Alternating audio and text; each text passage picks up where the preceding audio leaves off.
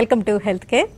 యూజువల్గా పేరెంట్స్ పిల్లలకి ఏమన్నా చెకప్స్ అవసరము అనగానే పిల్లలకి ఏముంటుందిలే వాళ్ళకి ఈ వయసులోనే బీపీ షుగర్ చెక్ చేయాలా అనుకుంటూ ఉంటారు. కానీ ఒక్కొక్క సందర్భంలో పిల్లల్లో కానీ టీనేజర్స్లో కానీ లేకపోతే యూత్లో యంగ్ పీపుల్ సడన్ డెత్స్ సంభవించినప్పుడు పిల్లల గురించి కూడా చాలా భయపడుతుంటారు. కానీ తప్పనిసరిగా పిల్లలు మరీ స్కూల్ గోయింగ్ ఏజ్ నుంచే ఆరోగ్యం పట్ల శ్రద్ధ పెంపొందించుకోవాల్సిన అవసరం ఏర్పడిందనే చెప్పుకోవచ్చు. ఎందుకంటే నవ్వేడేస్ బీపీ షుగర్లు అనేవి టీనేజర్స్లో కూడా అరుదేం కాదు, క్వైట్ కామన్ అయ్యాయని కూడా చెప్పవచ్చు. మరి ముఖ్యంగా ఈ రోజుల్లో హైపర్ టెన్షన్ అనేది పిల్లల్లో చాలా లక్షలాది మంది పిల్లల్ని బాధిస్తుందని, సైలెంట్ కిల్లర్గా ఉండే హైపర్ టెన్షన్ని ఎంత త్వరగా గుర్తిస్తే అంత మంచిదని, ముందు నుంచే జీవనశైలిలో మార్పులు తప్పనిసరి అంటూ ప్రముఖ ఆయుర్వేద పరిశోధకులు cardiac surgeon doctor Ravishankar Polisetty గారు అంటున్నారు. మరి ఆయన మాటల వివరాలు తెలుసుకుందాం. నమస్తే అండి, వెల్కమ్ టు ది షో. నమస్తే అండి, థాంక్యూ. మీరు ఈ మధ్య కొన్ని రీసెర్చ్లో ఈ పిల్లల్లో హైపర్ టెన్షన్ ఎక్కువగా ఉంటుందని గమనించారు. ఏంటి ఆ స్టడీ గురించి ఒకసారి చెప్తారా? ఇప్పుడు కర్ణాటకలో రీసెంట్గా అండి నేనే ఆశ్చర్యపోయాను. ఎందుకంటే రాష్ట్రీయ బాల ఆరోగ్య కార్యక్రమం అని చెప్పి ఒకటి వ్యవస్థ నిర్మించి దానిలో స్క్రీనింగ్ చేశారు, బీపీ స్క్రీనింగ్ కిడ్స్లో. అంటే ఆ కిడ్స్ వయసు చూడండి, 6 months నుంచి 18 years వరకు ఉన్న కిడ్స్లో 7.4 lakh కిడ్స్కి బీపీ ఉందని తెలియదు. కర్ణాటకలో చేశారు. ఓన్లీ కర్ణాటకలో. మొత్తం జాతీయ పదంగా ఒక నేషనల్ లెవెల్లో ఒక ప్రోగ్రామ్ చేసినప్పుడు 1.7 crore కిడ్స్ ఆర్ ఎఫెక్టెడ్ అంటే ఇండియాలో. అంటే ఇది చాలా dangerous trend, very hidden and dangerous epidemic India. ఎందుకంటే మా క్లినిక్లో కూడా చాలామంది హాస్పిటల్కి వస్తుంటారు కిడ్స్, అంటే 17 years 18 yearsలో కిడ్నీ ఫెయిల్ అయిపోతున్నాయి. అరే ఇదేంటి ఈ వయసులో కిడ్నీ ఫెయిల్ అవ్వడం ఏంటి అసలు? చూస్తే చాలామందికి ఆ ప్రాబ్లం కనబడుతోంది. సో అందుకని వీఆర్ జస్ట్ ఇన్వెస్టిగేటింగ్ లేటెస్ట్, ఇది just about 2 weeks back, 2 weeks కూడా కాదు, ఒక 2-3 days బ్యాక్ పబ్లిష్ అయింది రిపోర్ట్. ఇది చూడగానే everything is pretty clear, very dangerous. కారణాలు ఏం చెప్తున్నారంటే ప్రాసెస్డ్ ఫుడ్స్, సాల్ట్ ఎక్కువ ఇంటేక్, ఇలా రకరకాలుగా అంటే ఆ రీసెర్చ్లో పబ్లిష్ చేశారు. అండ్ మోర్ ఓవర్ పిల్లల్లో కూడా ఇంత ముందులాగా యాక్టివ్గా అవుట్డోర్ గేమ్స్ బాగా తగ్గినాయి, సెడెంటరీ లైఫ్ స్టైల్ ఎక్కువైపోయింది. కరెక్ట్, అది కూడా అబ్సల్యూట్లీ దట్స్ అనదర్. అంటే ఆ స్టడీలో అదే పబ్లిష్ చేశారు. ఒకటి ప్రాసెస్ ఫుడ్స్, సాల్ట్ ఎక్కువ ఉంది, obesity, childhood obesity and tensions, on screen time మీద ఇందాకన్నట్టు బాగా ఎక్కువ అయిపోయిందని ఆ స్టడీ చెప్తోంది ఇప్పుడు రైట్ నౌ. ఓకే, పిల్లల్లో సిమ్టమ్స్ ఉంటాయంటారా, సైలెంట్గానే ఉంటారా? అది ఇప్పుడు చూస్తే సిమ్టమ్స్లో చాలామంది పిల్లల్లో ఏం కనబడుతుందంటే సడన్గా కొంతమంది టూ ఫోకస్డ్గా ఉంటున్నారు, టూ ఫోకస్డ్. కొంతమంది ఏమో ఫోకస్ మారిపోతుంది, వాళ్ళ హ్యాబిట్, డయటరీ హ్యాబిట్. ఈ టూ ఫోకస్డ్గా ఉన్న వాళ్ళలో బాగా ఆకలి వేస్తుందంట. అదొక కాంబినేషన్ చెప్పారు, two focused and they have too much of appetite. Focus బాగా మారిపోతున్న పిల్లలు కొంతమంది ఉన్నారు, వాళ్ళలో వేరియబుల్ ఎపిటైట్ ఉంటుంది. అలా ఇంకొక కిడ్స్ని చూస్తే వీళ్ళిద్దరు కూడా సన్నగా ఉన్నారట. ఎక్స్టర్నల్ మార్ఫోఫెనెటిక్ ఫినో టైప్స్ అని చెప్పి చెప్తాం అనమాట. ఎక్స్టర్నల్గా ఎలా కనబడుతున్నారు వాళ్ళంటే సన్నగా ఉంటున్నారంట వీళ్ళు, 2 types. కానీ ఇందులో 2 types ఉన్నాయి. ఇంకొక గ్రూప్ ఏంటంటే వాళ్ళు బాగా సెడెంటరీ, బాగా చూస్తే లావుగా ఉండడం, obesity very much. So obesity అర్థమవుతుంది, సన్నగా ఉన్న వాళ్ళకి ఎందుకు వస్తుంది అనేది పెద్ద సమస్య ఇది. ఓకే, అంటే లావుగా లేని పిల్లల్లో కూడా కనిపిస్తుంది. ఎగ్జాక్ట్లీ, అది దట్స్ ఇంకా ఇన్ఫార్మేట్. ఎందుకంటే దీనికి ఒక కోరిలేషన్ కనుక్కోలేకపోతున్నాం. దేనివల్ల ఇది సన్నగా ఉండడం వల్ల అవుతుందా, లావుగా ఉండడం అవుతుందా? ఒబేసిటీ అనేది కారణం అనేది మనకి ఆల్రెడీ ఎస్టాబ్లిష్డ్ ఫ్యాక్ట్. కానీ సన్నగా ఉన్న వాళ్ళలో అందులో కూడా 2 groups క్రియేట్ చేశారు. Very interesting finding actually. Okay, అంటే పేరెంట్స్లో ఒకవేళ హైపర్ టెన్షన్ ఉన్నప్పుడు పిల్లల్లో ఎర్లీ ఏజ్లో బయటపడడం అలా కూడా ఉండొచ్చు? డెఫినెట్గా కారణం అయి ఉండొచ్చు. కానీ ఇంకా ఆ జెనెటిక్ స్టడీ ఇంకా నడుస్తోంది, ఆన్ గోయింగ్. ప్రస్తుతానికైతే పిల్లల యొక్క ఎక్స్టర్నల్ ఫీచర్స్ ఎలా ఉన్నాయి, వాళ్ళ యొక్క కాన్సన్ట్రేషన్స్ ఎలా ఉన్నాయి, వాళ్ళ లైఫ్ స్టైల్ ఎలా ఉందని చూస్తున్నారే కానీ ఫ్యామిలీ హిస్టరీ మీద ఇంకా ధ్యాస పెట్టలేదు. అంటే డేటాలో ఉంటుంది అదంతా, బట్ ఆ స్క్రీనింగ్లో ఆ పేరెంట్స్ పరిస్థితి ఎలా ఉంది, వాళ్ళ లైఫ్ స్టైల్ ఎలా ఉంది, అది బహుశా మళ్ళీ ఇంకా స్టడీ చేస్తూ ఉండొచ్చు వాళ్ళు. ఒకవేళ ఈ ప్రిజర్వేటివ్స్ ఎక్కువగా ఉండే చిప్స్ కానీ లేకపోతే కుకీస్ ఇలాంటివి తినడం వల్ల కూడా ఉండొచ్చు అనుకో. డెఫినెట్లీ అదొక కారణం చెప్తున్నారు, pre processed foods and preservatives. మీరు అన్నట్టు అది ఆ ట్రెండ్ ఎక్కువైంది, దానివల్ల కూడా వస్తుందేమో, ఇంకా ఖచ్చితంగా తెలియదు. కానీ ఆ కోరిలేషన్ కనబడుతుంది. ఇవి ఎక్కువ తీసుకున్న వాళ్ళకి ఆ హైపర్ టెన్షన్ అట్లా కనబడడం మొదలు పెడతాం. అంటే కర్ణాటకలో స్టడీ అంటే it applies to everywhere in India and మరి ముఖ్యంగా మన సౌత్ ఇండియన్ స్టేట్స్ అన్నిట్లో అదే కల్చర్, అదే ఫుడ్, అదే వెదర్ కూడా ఆల్మోస్ట్.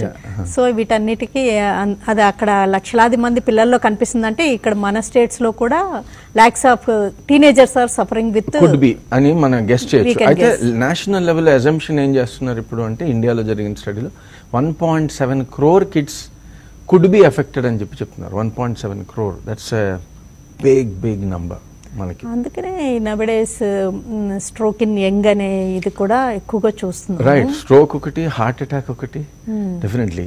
అండ్ హైపర్ టెన్షన్తో ప్రాబ్లం ఏంటంటే అండి అది అంటే ఒక పెద్ద డ్యామ్ ఉందనుకోండి, ఆ డ్యామ్కి చిన్న బొక్క పెట్టాను, చిన్న బొక్కే కదా అని వదిలేసాం అనుకోండి, లాంగ్ టర్మ్లో అంటే చిన్నప్పుడు కనపడకపోయినా అంటే లాంగ్ టర్మ్ వదిలేయండి, as early as 17 to 20 years కిడ్స్లోనే అంటే కొంతమంది పేషెంట్స్ వస్తుంటారు, వాళ్ళకి ఏ రీజన్ ఉండదు, కిడ్నీ ఫెయిల్ అయిపోయి ఉంటుంది, కొంతమంది లివర్ ఎంజైమ్స్ రేస్ అయ్యి ఉంటాయి, కొంతమందిలో ఆటిజం క్యారెక్టరిస్టిక్స్ కనబడుతూ ఉంటాయి అలాంగ్ విత్ బీపీ. ఇట్లా మన అబ్జర్వేషన్ అన్నమాట క్లినిక్లో. అఫ్ కోర్స్ దానికి మన పాలిసైంటిఫిక్ ఆయుర్వేద పద్ధతిలో ఒక రకంగా మేము ఇన్వెస్టిగేట్ చేస్తాము. కాకపోతే ప్రస్తుతానికి ఈ study is very dangerous trend. Stock warning అని చెప్పుకోవచ్చు. అబ్సల్యూట్లీ. అయితే జువెనైల్ డయాబెటీస్ అనేది ఎక్కువగా చూస్తూ ఉంటామండి, అండ్ దీన్ని కూడా జువెనైల్ హైపర్టెన్షన్ అంటే జువెనైల్ డయాబెటీస్లో ఏమిటంటే అది ఒక అంటే type 1 అనమాట. ఇప్పుడు type 1 డయాబెటీస్లో ఏమవుతుంది, మనకి ప్యాంక్రియాస్ ప్రైమరీగా ప్యాంక్రియాటిక్ ఇన్సఫిషియన్సీ, ఇన్సులిన్ ప్రొడ్యూస్ అవ్వకపోవడం, దానికి అగెయిన్స్ట్గా యాంటీబాడీస్ ఫామ్ అవడం వలన ఇది ఎందుకు వస్తుందో తెలియట్లేదు, అది ప్రాబ్లం. దానిలో అట్లీస్ట్ ప్యాంక్రియాస్లో ఆ బీటా సెల్స్ వాటికి అగెయిన్స్ట్గా యాంటీబాడీస్ ప్రొడ్యూస్ అయ్యి యాంటీ-GAD యాంటీబాడీస్, యాంటీ ఇన్సులిన్ యాంటీబాడీస్ ఇవి ఇంక్రీజ్ అయ్యి ఇన్సులిన్ పని చేయకపోవడం లేకపోతే ఉత్పత్తి కాకపోవడం అనేది ప్రైమరీ రీజన్. అదే అట్లీస్ట్ రీజన్ తెలుసు మనకి, ఏం చేయాలో తెలుసు. ఇక్కడ కిడ్స్లో, ఈవెన్ కిడ్స్ వదిలేండి, అడల్ట్స్లో కూడా హైపర్ టెన్షన్ అలోపతి లాంగ్వేజ్లో is categorised as essential hyper tension. అంటే ఒకసారి హైపర్ టెన్షన్ బీపీ వస్తే లైఫ్ లాంగ్ అలా ఉండిపోతుందని చెప్తారు, కానీ దానికి లైఫ్ లాంగ్ మందులు వాడాలని చెప్తారు.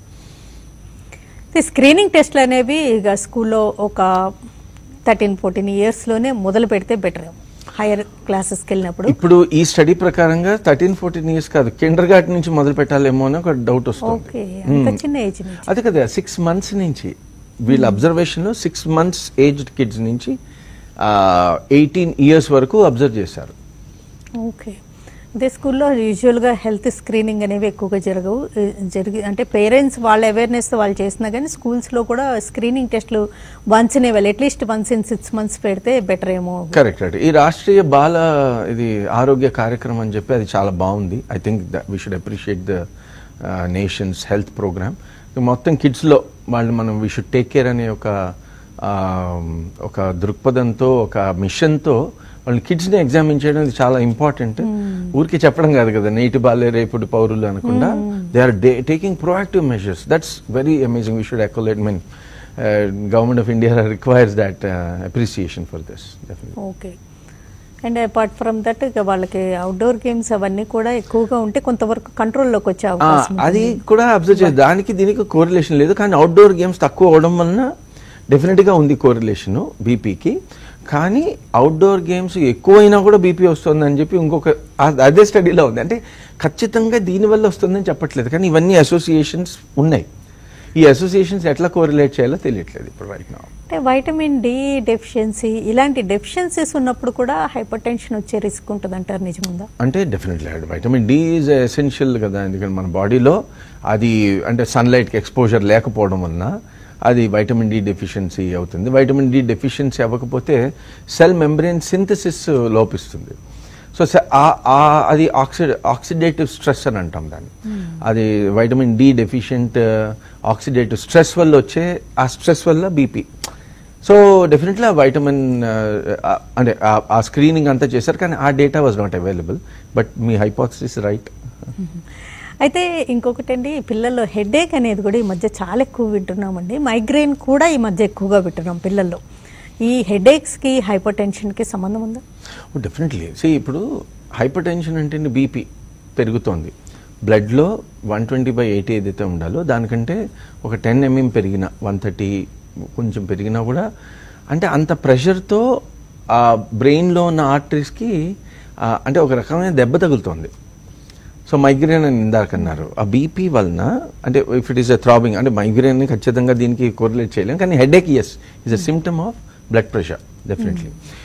మైగ్రేన్ అనేది ఏంటంటే ఇంకో కారణం, అది ఒక బ్లడ్ ప్రెషర్ నార్మల్ ఉన్నా కూడా ఒక చోట సడన్గా డిఫరెన్షియల్గా బ్లడ్ రక్త నాళం అనేది అంట ఆర్టరీ కన్స్ట్రిక్ట్ సన్నగా అయిపోయింది అనుకోండి, ఒక చోట లాగుండి ఒక చోట సన్నగా అయింది అనుకోండి, ఇక్కడ నుంచి బ్లడ్ ఫ్లో వచ్చి ఇక్కడ తగులుతూ ఉంటుంది గట్టిగా. That creates that migraine headache, throbbing pain. అంటే చాలా రకాల మైగ్రేన్స్ ఉన్నాయనుకోండి.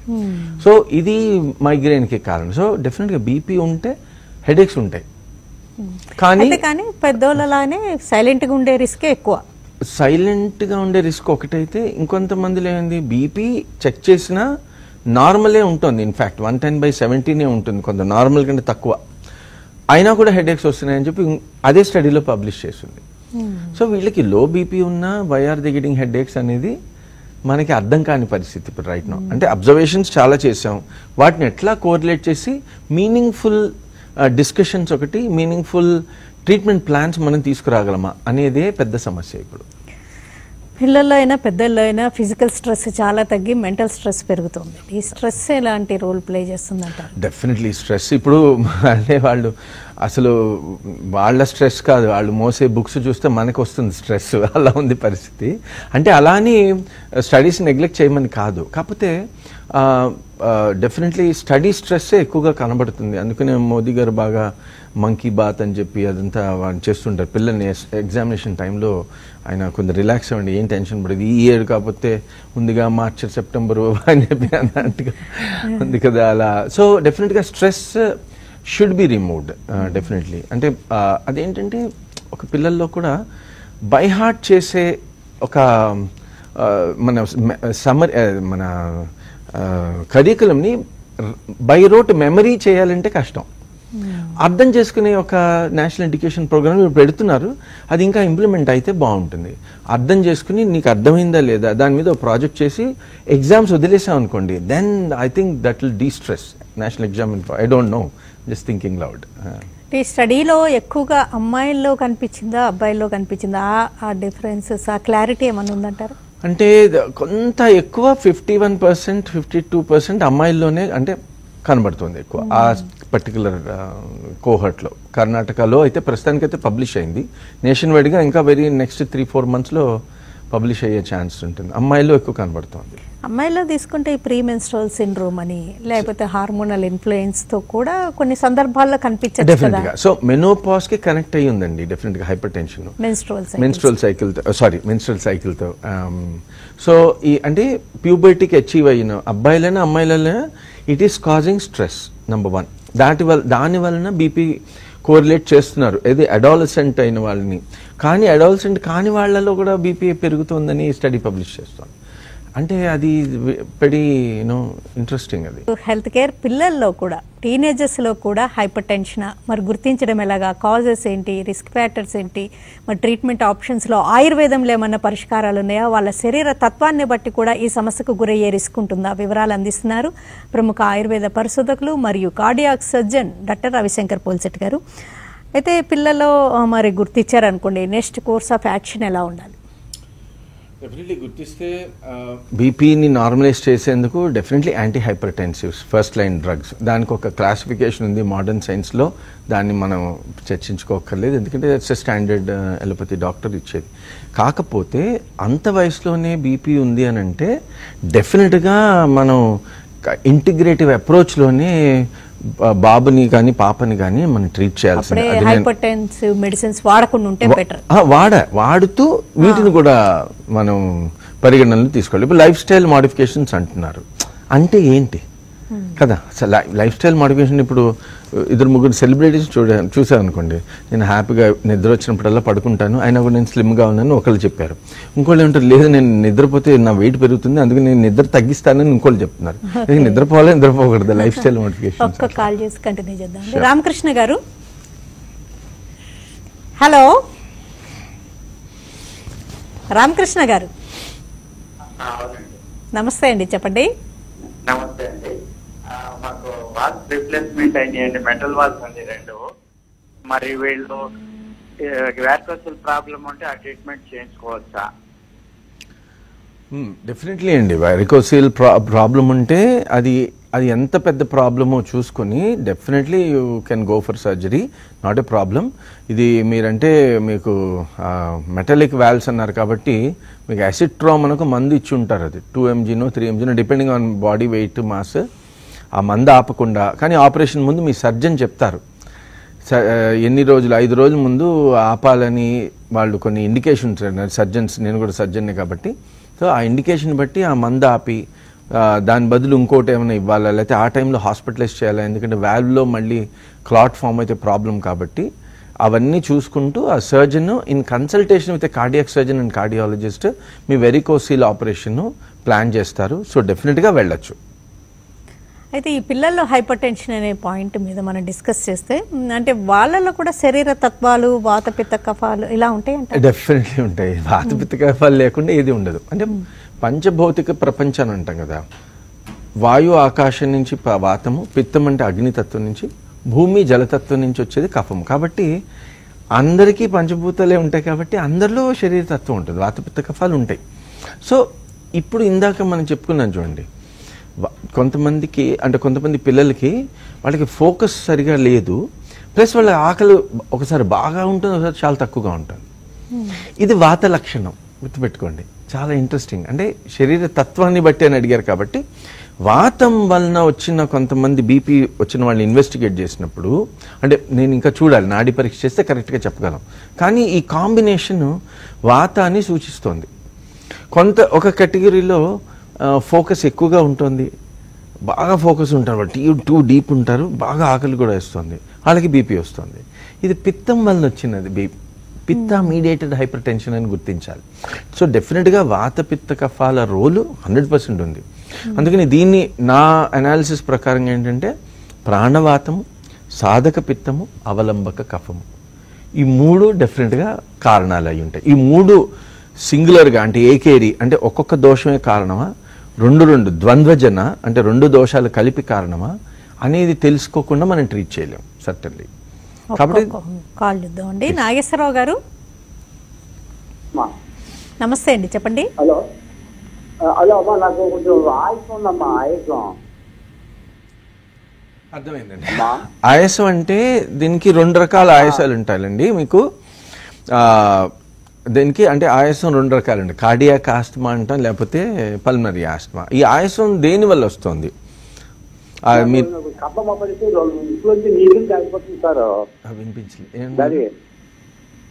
డాక్టర్ గారు చెప్పండి. కఫ బాగా ఆంధ్ర కాకినాడ జిల్లా అంటే నాకు కఫ బాగా పట్టేసి వాటర్ కాలిపోతుందండి.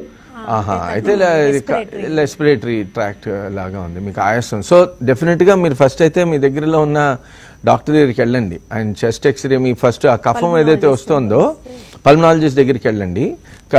కఫం ఏదైతే వస్తుందో దాని రంగుని బట్టి అది అలర్జికా, బ్యాక్టీరియలా, వైరలా, మీకు ఏం చేయాలి, ఐఎల్డీనా, ఆయాసం వస్తుందంటే. కాబట్టి దీన్ని కొన్ని ఇన్వెస్టిగేషన్స్ చేసి చెస్ట్ ఎక్స్రే చేసి కొన్ని అవసరమైతే యాంటీబయాటిక్స్ ఇవ్వడము, లేకపోతే స్టెరాయిడ్స్ ఇవ్వడము ఒక ఇన్హేలర్స్ లాగా రూపంలో ప్లాన్ చేస్తారు. కాబట్టి ఫస్ట్ అయితే పల్మనాలజిస్ట్ దగ్గరికి వెళ్ళండి. ప్లస్ దాంతోపాటు ఇంటిగ్రేటివ్ అంటే ఆయుర్వేదం, అలోపతి 2 తెలిసిన వాళ్ళ దగ్గరికి వెళ్తే మీకు చాలా మంచి బెనిఫిట్ ఉంటుందండి. ఇంకొక పాయింట్ అండి, చిన్నపిల్లలు చిన్నప్పటి నుంచే పిల్లలది ఒక యాటిట్యూడ్ అంటే వాళ్ళ పర్సనాలిటీ తెలిసిపోతుంటుంది. కొంతమంది చిన్నప్పుడే సైలెంట్గా, క్వైట్గా, బ్యాలెన్స్డ్గా ఉంటుంటారు. కొంతమంది పిల్లలు సూపర్ హైపర్ యాక్టివ్గా ఉంటారు. అంటే కొంతవరకు హైపర్ యాక్టివ్కి హైపర్ టెన్షన్కి ఏమైనా సంబంధం ఉంటుందా? డెఫినెట్లీ దానికే యాక్చువల్లీ రాబోతున్నాం అనమాట. సో ఇప్పుడు చూడండి, వాత పిత్త కఫాలు ఉన్నాయి కదా, ఈ 3 దోషాలే ఆల్మోస్ట్ అన్నిటికీ కారణం. అతిగా ఉండడం, ఈ 3 బ్యాలెన్స్లు ఉంటే, సమదోషంగా ఉంటే ఆరోగ్యం చేకూరుతుంది, స్వస్థత చేకూరుతుందని ఆయుర్వేదం చెప్తుంది. సో మీరు ఇప్పుడు హైపర్ యాక్టివిటీ అన్నారు కదా, అంటే ఏంటంటే చలత్వము అని ఒక ప్రాపర్టీ ఉంది వాతానికి. వాతం పెరిగితే మనస్సు అంటే స్పెసిఫిక్ ఆర్గన్స్లో అనమాట. మనస్సు వాతం కనుక పెరిగితే బ్రెయిన్లో ఆటోమేటిక్గా హైపర్ యాక్టివిటీ ఉంటుంది, బాడీలో కూడా హైపర్ యాక్టివిటీ ఉంటుంది. దానివల్ల వాళ్ళకి హైపర్ టెన్షన్ వచ్చే ఛాన్స్ ఉంటుంది. ఇప్పుడు ఈ పర్టికులర్ స్టడీలో కూడా ఫోకస్ వేరియబుల్ ఫోకస్ ఉంది, ఫోకస్ మారిపోతుంది మనుషులలో. అండ్ కొంతమంది కిడ్స్లో అటెన్షన్ స్పాన్ చాలా తక్కువ. ప్లస్ దాంతో వేరియబుల్గా ఒకసారి ఆకలేస్తుంది, ఒకసారి తినడం అన్నారు కదా, ఇది వాతం. దీనివల్ల హైపర్ యాక్టివిటీ. పిత్తం వల్ల కూడా హైపర్ యాక్టివిటీ ఉండే ఛాన్స్ ఉంటుంది. పిత్తం అతిగా ఉంటే కూడా వాళ్ళు, కానీ వాళ్ళని ఎలా గుర్తించాలి? వాళ్ళు హైపర్ యాక్టివిటీ ఉంటారు, కానీ ఒక చోట ఫోకస్ పెడితే ఇంకా ఆ focus will be very specific అనమాట. వాళ్ళు ఫోకస్ అలా చేసి పెట్టుకోగలిగి, దాంతోపాటు వెరీ ఎనర్జెటిక్, బాగా ఆకలి. ఈ కఫం ఎక్కువ ఉన్న వాళ్ళకి, అంటే మనం ఖచ్చితంగా చెప్పలేము ఇలా, కానీ కఫం కనుక బ్రెయిన్లో ఎక్కువ ఉండి బాడీలో ఎక్కువ ఉంటే కనుక డెఫినెట్లీ కఫం వలన స్థిరత్వం అని ఒక ప్రాపర్టీ మెన్షన్ చేసింది. కాబట్టి కఫం వలన వాళ్ళు స్టేబుల్గా ఉండడం, లేకపోతే కొంతమందిలో ఫోకస్ ఉండడం, లేకపోతే కఫం వలన అసలు దేని మీద ఫోకస్ లేకపోవడం కూడా ఉండొచ్చు. So definitely hyper activity is a దోష ఎక్స్ప్రెషన్ ఓన్లీ. ఇప్పుడు మీరు integrated advanced therapies, treatments, medicine అంటున్నారు కదా, ఏంటి మరి వాటిలో ఏమి అప్రోచ్ ఉంటుంది? డెఫినెట్లీ మనం ఏంటంటే ఈ దోష అనాలిసిస్ చేస్తాం 100%. మన దగ్గర డాక్టర్ పాలీ అనే ఒక డివైస్ కూడా తయారు చేస్తాం. దానిలో ఏంటంటే బాడీలో ఉన్న 42 ఆర్గన్స్లో వాత, పిత్త, కఫాలన్నది తెలుసుకుని దాన్ని బట్టి మనం ట్రీట్మెంట్ చేయడం జరుగుతుంది అనమాట. సో ఇప్పుడు ఫర్ ఎగ్జాంపుల్ వాతం వలన హైపర్ టెన్షన్ వచ్చింది అనుకోండి, ఈ క్యారెక్టరిస్టిక్స్ ప్లస్ నాడీ పరీక్ష ప్లస్ డివైస్ డాక్టర్ పాలీతో వాతం వలన హైపర్ టెన్షన్ వచ్చింది తెలిస్తే వార్మ్ హర్బ్స్ ఇవ్వాలి, వార్మ్ ఫుడ్స్ ఇవ్వాలి, ఆయిల్స్ ఎక్కువ కావాలి అలాంటి వాళ్ళకి. సో ప్లస్ ఇంకొంచెం హై గ్లైసమిక్ ఇండెక్స్ ఫుడ్స్ ఉండాలి, రైస్ తినాలి వాళ్ళు. ప్లస్ అలాంటి వాళ్ళలో మనం మరీ బీపీ ఎక్కువ ఉందనుకోండి, అప్పుడు డెఫినెట్గా అశ్వగంధ లాంటి హెర్బ్స్ చూస్ చేసుకోవచ్చు. ఎందుకంటే అశ్వగంధ కొంచెం వేడి చేస్తుంది, బీపీని కూడా బాడీని కూడా కామ్ చేస్తుంది. ఓకే. సో అలా పిత్తం ఉందనుకోండి, వాళ్ళకి ఏం చేయాలి? బ్రాహ్మి అనేది మనం ట్రై చేయొచ్చు. అంటే ఇప్పుడు ఖచ్చితంగా ఇది అందరు ట్రై చేయొద్దు, బట్ జస్ట్ ఒక అండర్స్టాండింగ్ కోసం ఫస్ట్ థరోగా మీరు వాళ్ళ శరీర తత్వం తెలుసుకున్నాకనే. అంటే ఈ నోవాడైమ్ హెల్త్ లో మీరు ఇవే, నోవాడైమ్ హెల్త్ అనేది మన ఈ పర్టికులర్ బ్యానర్ తో నడిపిస్తుంది. నోవాడైమ్ అంటే a new paradigm in health, Novadigm. So దీనిలో ఇంటిగ్రేటెడ్ అప్రోచ్ ఫాలో అవుతుంది. Integrated approach. And essential hypertension అనేది ఎసెన్షియల్ హైపర్ టెన్షన్ కాదు మన ప్రకారంగా. 95% ఆఫ్ కేసెస్లో హైపర్ టెన్షన్ తగ్గదు అని మాకు ట్రైన్ చేయబడింది మేము అలోపతి డాక్టర్స్గా. కానీ ఈరోజు నేను ఖచ్చితంగా ఇంటిగ్రేటివ్ మెడిసిన్ ద్వారా 100% this is reversible. Okay, that's what I can say. ఓకేనండి డాక్టర్ రవిశంకర్ పూలిశెట్టి గారు, మీరు ఇవాళ చాలా ఇంపార్టెంట్ పాయింట్ షేర్ చేసుకున్నారు. పిల్లల్లో కూడా హెల్త్ ప్రాబ్లమ్స్ వస్తాయి, మరి చిన్న వయసు పిల్లల్లో కూడా హైపర్ టెన్షన్ లాంటి వాటికి గురవుతారు. కాబట్టి పేరెంట్స్ ఫస్ట్ ఆఫ్ ఆల్ అవేర్నెస్తో ఉండాలి.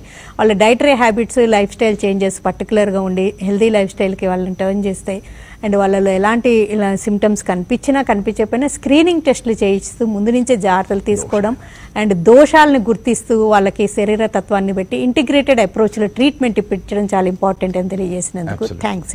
థ్యాంక్ యూ వెరీ మచ్ అండి. Thank you. ఇది వాళ్ళ health care. Keep watching TV.